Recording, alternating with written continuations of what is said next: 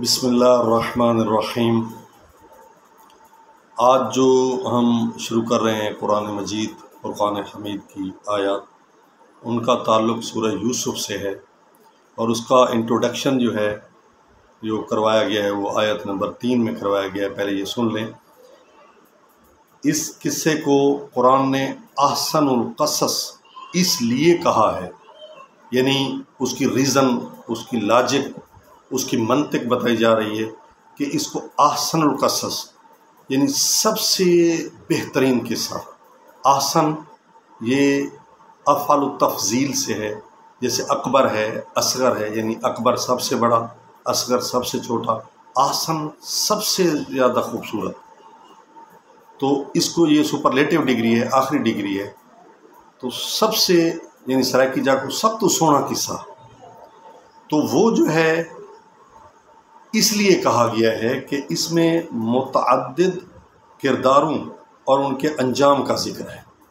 یہ دیکھیں، یہ آپ کو بہت ایک علمی بات ملی ہے کہ احسن القصص سورہ یوسف اور جناب یوسف کے قصے کو احسن القصص کیوں کہتے ہیں۔ ایک سوالیہ نشان ہے، ایک کویسچن ہے، کیوں کا جواب آپ کو دیا گیا ہے۔ یہ آپ کو ہر جگہ نہیں ملے گا، قرآن بتائے گا۔ تو فرمایا کہ اس لیے کہ اس میں متعدد کرداروں اور ان کے انجام کا ذکر ہے، کرداروں کا بھی ذکر ہے اور ان کے انجام کا بھی ذکر ہے، اس لیے اس کو کہتے ہیں احسن القصص۔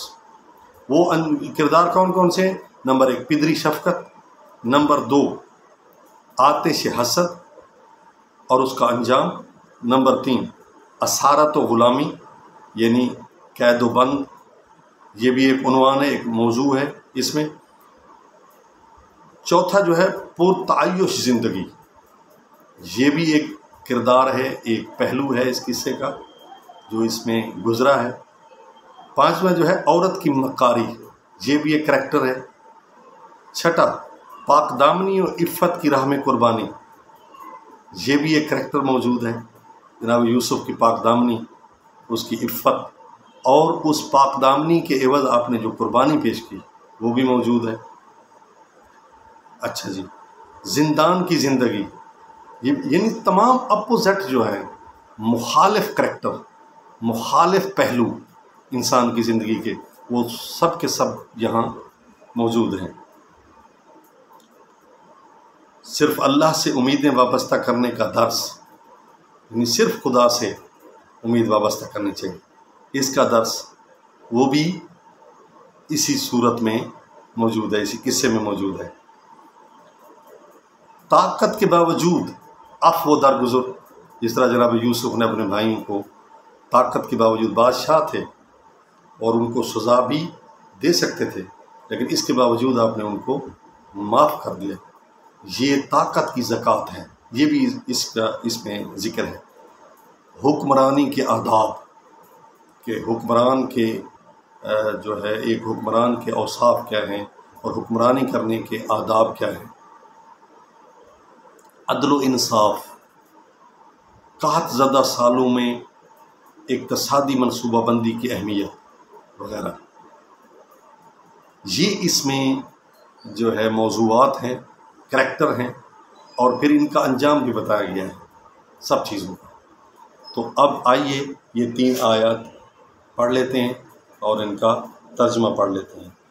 بسم اللہ الرحمن الرحیم، الف لام را، تلک آیات الکتاب المبین، انا انزلناہ قرآنا عربیا لعلکم تعقلون۔ الف لام را یہ واضح کتاب کی آیات ہیں، ہم نے اسے عربی قرآن بنا کر نازل کیا تاکہ تم سمجھ سکو۔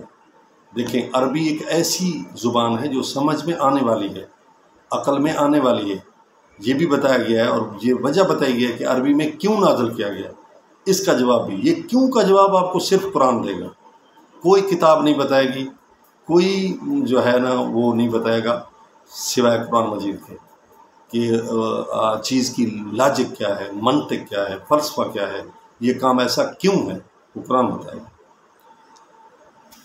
تو اب یہ آپ کو بھی پتہ چل گیا کہ عربی میں کیوں نازل کیا گیا، اس لیے تاکہ تم سمجھ سکو یہ آسان زبان ہے۔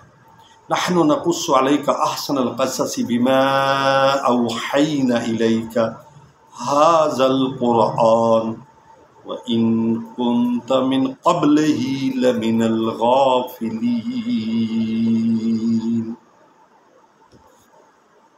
ہم اس قرآن کو آپ کی طرف وحی کر کے آپ سے بہترین قصہ بیان کرنا چاہتے ہیں، اور آپ اس سے پہلے ان واقعات سے بے خبر تھے۔ تو یہ اس کا ترجمہ ہے، 3 آیات ہیں۔ آگے 4تھی آیت ہے، اس میں فرمایا اذ قال یوسف لابیہ یا ابت انی رأیت 11 کوکبا والشمس والقمر رأیتهم لی ساجدین۔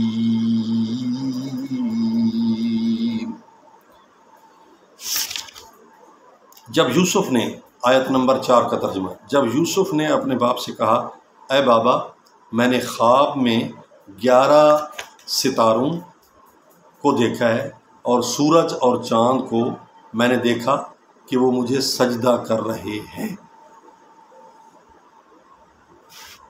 تو یہ حضرت یوسف نے اپنا خواب بتایا۔ تو جواب میں جناب یوسف نے آیت نمبر 5 میں فرمایا قال یا بنیا، اے میرے پیارے بیٹے، لا تقصص رؤیاک، لا تقصص، یہ قصہ، خواب کا قصہ اپنے بھائیوں کو نہ بتانا، اللہ اخوتک، فیکیدوا لک کیدا، کیوں نہ بتانا، آگے وجہ بتائے، فیکیدوا لک کیدا، ورنہ وہ آپ کے خلاف چال سوچیں گے۔ دیکھیں میں نے پہلے کہا ہے کہ قرآن آپ کو وجہ بتائے گا ہر کام کی۔ ان الشیطان للانسان عدو مبین، کیونکہ شیطان انسان کا کھلا دشمن ہے، تو وہ انسان کے نفس امارہ میں یہ چال ڈالتا ہے کہ اب تم دوسرے انسان کے خلاف چال اور مکر اور سازش، فتنہ پردازی کرو۔ تو شیطان بیرونی دشمن ہے لیکن کھلا دشمن ہے، اس لیے بیرونی دشمن کھلا دشمن ہوتا ہے، اور جو نفس امارہ ہے ہمارا، وہ ہمارا اندرونی دشمن ہے۔ تو یہ دونوں دشمن مل کے ہمارے خلاف سازشیں کرتے ہیں۔ ہم جو ہے نا انسان سے لڑتے ہیں، ان کے خلاف سازشیں کرتے ہیں، ان کے خلاف مکاریاں کرتے ہیں، ان کو دھوکہ دیتے ہیں، ان کے ساتھ فراڈ کرتے ہیں، اور ان کو مال جان عزت کا نقصان پہنچاتے ہیں۔ یہ 2 شیطان ملتے ہیں، ایک جو ہمارا اندرونی ہے نفس امارہ جو برائی کی طرف بلاتا ہے، اور دوسرا جو بیرونی شیطان ہے، ایک قوت ہے جس کو شیطان کہتے ہیں، ابلیس، اس کا اصل نام ابلیس ہے۔ ابلیس کا معنی ہے جو رحمت خدا سے مایوس ہو، اللہ تعالیٰ نے دھتکار دیا تھا، اس لیے ہم ہر عبادت سے پہلے کہتے ہیں اعوذ باللہ، میں پناہ چاہتا ہوں اللہ کی، اعوذ باللہ من الشیطان الرجیم، شیطان رجیم سے، روندہ درگاہ جس کو خدا نے جو ہے وہ نکال دیا ہے اپنی رحمت سے، اپنے دائرے سے، اپنے گھر سے، اپنی سلطنت سے، اپنے فضل و کرم کی سلطنت سے اس کو نکال دیا ہے، تو راندہ درگاہ ہے۔ تو اس لیے فرمایا کہ وہ ہمارا دشمن ہے، اور وہ دشمن ان کو تیار کرے گا، یہ بھائی تمہارے خلاف چال چلیں گے، لہٰذا یہ خواب ان کو نہ بتاؤں۔ تو یہ ستارے جو ہیں، ستاروں سے مراد جناب یوسف کے 11 بھائی ہیں، اور سورج چاند سے مراد آپ کے والدین ہیں، اور سجدے سے مراد تعظیمی سجدہ ہے۔ آپ کے زمانے کے شاہان عربی النسل تھے جو فلسطین و شام کے ساتھ مصر پر بھی حکمرانی کرتے تھے۔ عرب مورخین انہیں امالیک کہتے ہیں۔ بعض مورخین کی تحقیقات میں یوسف بادشاہ راقائن کے زمانے میں مصر آ گئے، جسے عرب ریان بن ولید کا نام دیتے ہیں۔ جن لوگوں نے آپ کو کنویں سے نکالا، انہوں نے آپ کو مصری پولیس کے حوالے کیا، اور ان کے جو ہے نا دنیتا کے ہاتھ فروخت کیا۔ شاید یہی وجہ ہے کہ قرآن حضرت یوسف کے معاصر بادشاہ فرعون کا نام نہیں دیتا، بلکہ کیونکہ فرعون مصریوں کی مذہبی اصطلاح تھی۔